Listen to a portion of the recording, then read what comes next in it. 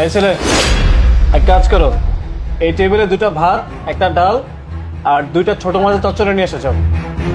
সেই কবে হোটেলে ছোট মাছের চচ্চড়ি খেয়েছি, সেই স্বাদ এখনো আমার মুখে লেগে আছে। ম্যাডাম, স্যার, এখন কোনো খাওয়ান দাওয়ান দেওয়ান যাবো না। খাওয়ান টাউন নাই, দোকানপাট বন্ধ আছে, জানগা অন্য হোটেলে যায় এখন। কি বলছেন? সেই সুদূর আমেরিকা থেকে এই হোটেলে খাবো বলে এখানে চলে এসেছি, আর এখন বলছেন অন্য হোটেলে খেতে যাব? আরে একই পেশার কি লেগে পারতেছেন বারবার? বললাম তো এখন কোনো খাওয়ান টাউন হইব না, হোটেল বন্ধ করে দিতেছি। আর ওস্তাদের মাথা মতো গরম আছে, কোনো খাওয়ান দাওয়ান নাই, জানগা। কেন, কি সমস্যা? এখনো তো এমন না যে খুব রাত হয়ে গিয়েছে হোটেল বন্ধ করবে। এখনো বিকেল টাইম, হোটেল তো কোনো থাকতেই পারে। কি এমন হয়েছে যে খাবার হবে না?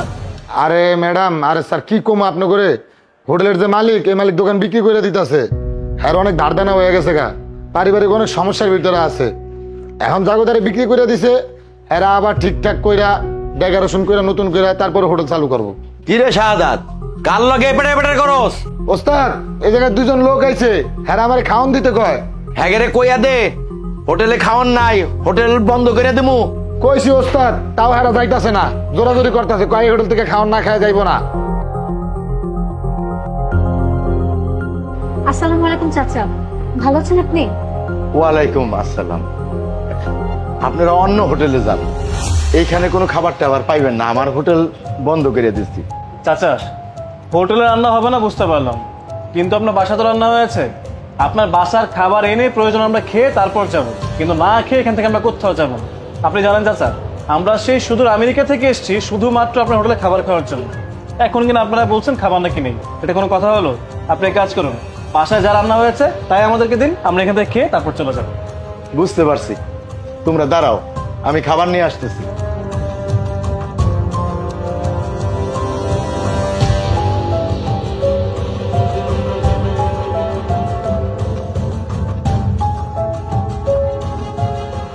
আমার এই হোটেল অনেক পুরনো, 20 বছর ধরে এই ভার্সিটির অনেক ছাত্রছাত্রী আমার এই হোটেলে খাইছে।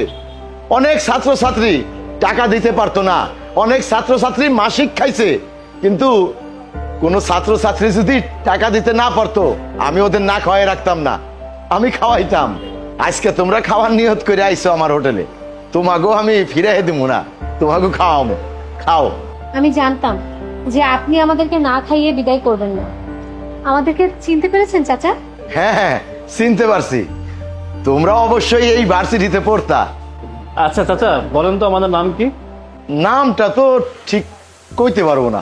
চাচা, আপনি আপনার জীবনে ভার্সিটি এত স্টুডেন্টকে খাওয়া দাওয়া করিয়েছেন যে আপনি এখন আমাদেরকে চিনতে পারছেন না। আপনার মনে হয় চাচা, একটা ছেলে মাস চুক্তি করে আপনার দোকানে খাবার খেয়েছে, 3 মাসের টাকা জমে গিয়েছে, ছেলেটা আপনাকে টাকা পয়সা দিতে পারছিল না। শেষ পর্যন্ত সে তার মায়ের দেওয়া একটা গলার হার নিয়ে আপনাকে শেষ ছিল, আর আপনাকে বলেছিল যে চাচা আপনি হারটা রেখে দিন, ওই টাকাটা কাটাকাটি হয়েছে। তখন আপনি কি বলেছিলেন? আমি হোটেল খুলে বসেছি, মানুষকে যদি অভাব সময় খাওয়াতে না পারি তাহলে এই হোটেলের দাম কি? আমি ব্যবসা করতে বসছি, কষাইখানা খুলে বসে। চাচা, আপনার মনে আছে কথাগুলো? হ্যাঁ হ্যাঁ হ্যাঁ, মনে পড়ছে মনে পড়ছে। রাজু, আয় কই রে? আরে ছাত্রগুলোরে খাবার দেখ, কোচিং এর টাইম হয়ে যাইবো। আর কি ব্যাপার, তুমি খারাপ রয়েছো কেন? ভিতরে যাও, যাই খাওয়া দাওয়া করো, যাও। চাচা যান, 3 মাস যাবত কোনো টাকা পয়সা দিতে পারতেছে না। আবার মাঝে মধ্যে আমার সাথে আফরিন এসে খাওয়া দাওয়া করে, আমার না খুব লজ্জা লাগতেছে। আরে আজকে টাকা দিতে পারো নাই তাতে কি হয়েছে? 2 দিন পরে দিবা, তাই বলে কি না খায় থাকবা নাকি? যাও যাও, হ্যালো। চাচা যান, আপনি তো ভালো মানুষ, এই জন্য আপনি টাকাটা আমার কাছে চান না, কিন্তু আমার হাতের যে অবস্থা, আমি সহজে আপনার টাকা দিতে পারবো বলে আমার মনে হয় না। আর একটা টিউশনি আসছিল, ওটাও বন্ধ হয়ে গেছে, সব দিক দিয়ে আর আমার বিপদ। তো চাচা, আমার কাছে না আমার মায়ের দেওয়া একটা সোনার হার আছে।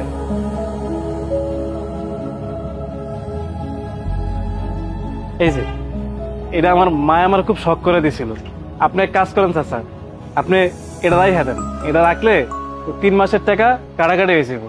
ওই মিয়া, ওই আমি ভাতের হোটেল চালাই, আমি স্বর্ণকার না, আমি সোনার কারবারি করি না। কয়টা টাকার জন্য তোমার মায়ের দেওয়া সোনার চেন আমি রাইখা দিব?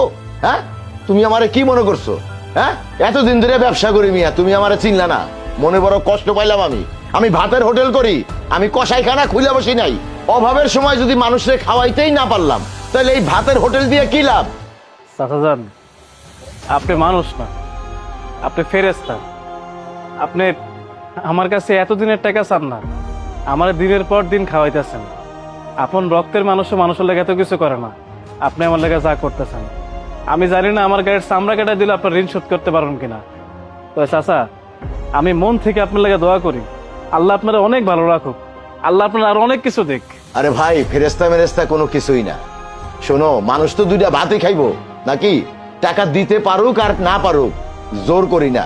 যার যেখানে রিজিক সে তো সেইখানেই খাইবো। আর হ্যাঁ, ওই যে তোমার সাথে মাঝে মধ্যে যেই মেয়েটা এসে ভাত খায়, সেই মেয়েটা কিন্তু খুব ভালো, তোমারে খুব ভালোবাসে। তুমি ওর হাতটা ছাইরো না, বুঝছো? অহন যাও, খাইয়ে লাও, আমার কিন্তু হাতে অনেক কাম। যাও যাও, দেরি করো না, যাও। আচ্ছা চাচা যান। চাচা, আপনার সেদিনের কথাগুলো আমার খুব মনে ধরেছিল। আমরা আমেরিকা থাকা অবস্থা শুনলাম যে আপনাকে হোটেল বন্ধ করে দিচ্ছেন, আর তখনই ভাবলাম যে আমাদের খুব তাড়াতাড়ি দেশে যাওয়া দরকার। আমাদের জানা দরকার যে এমন কি হয়েছে যে কারণে আপনি হোটেলটা ছেড়ে দিবেন। কারণ আপনার 20 বছর যাবত এই ব্যবসাটা, এত সহজে কিন্তু এই ব্যবসাটা আপনি ছাড়ার কথা না। চাচা, আপনি বলুন তো কি হয়েছে? আমার স্ত্রী বেশ কয়েক বছর যাবত অসুস্থ। ওরে আমি এই শহরের এমন কোনো হাসপাতাল নাই যে ওরে আমি চিকিৎসা করাই নাই। আমার যত উপার্জনের টাকা ওর পিছনে খরচ করছি, কারণ যে আমার সারা জীবন আমার পাশে ছিল ছায়ার মতো, তার জন্য আমি সর্বস্ব শেষ করে দিছি। ধার দেনা হয়ে ভুর হয়ে গেছি। শেষ পর্যন্ত এই হোটেলটাও আমি বিক্রি করে দিতেছি। এখন চিন্তা করছি, এই শহরে তো আর আমার স্ত্রীর চিকিৎসা হইব না, গ্রামে নিয়ে যাবো। গ্রামে যাইয়া যে কয়েকদিন আমার স্ত্রী আল্লাহ তারে হায়াত দিছে, দুইজনে এক লগে থাকুম, এই সিদ্ধান্তই নিছি।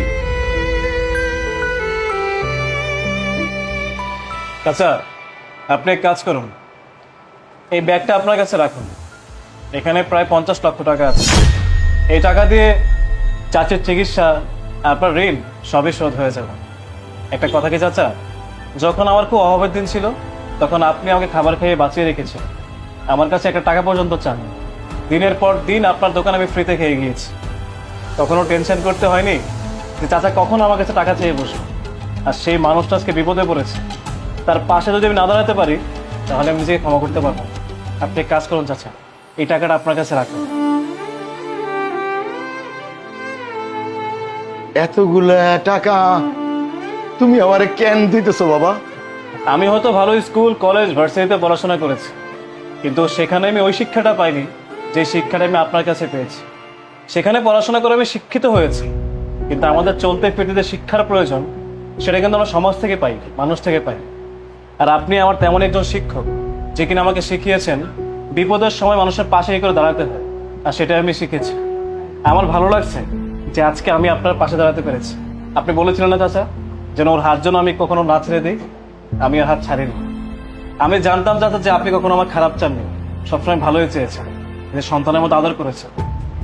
আপনি আমার বাবার মতো, আজকে আপনার জায়গায় যখন বাবা থাকতো আমি ঠিক একই কাজটা করতাম। বাবারে, এই ইউনিভার্সিটিতে অনেক ছাত্রছাত্রীরে আমি খাওয়াইছি, সবাই আমার সন্তানের মতো ছিল। আজ আজ আবার আমার মনে হইতেছে যে আমার সন্তান আমার সামনে কারাই দিছে। আমার সন্তানের হাত থেকে আমি এই টাকা নিতেছি। আমি আল্লাহর কাছে দোয়া করি, বাবা তুমি আরো বড় হও, আরো অনেক বড় হও, আরো অনেক বড় হও।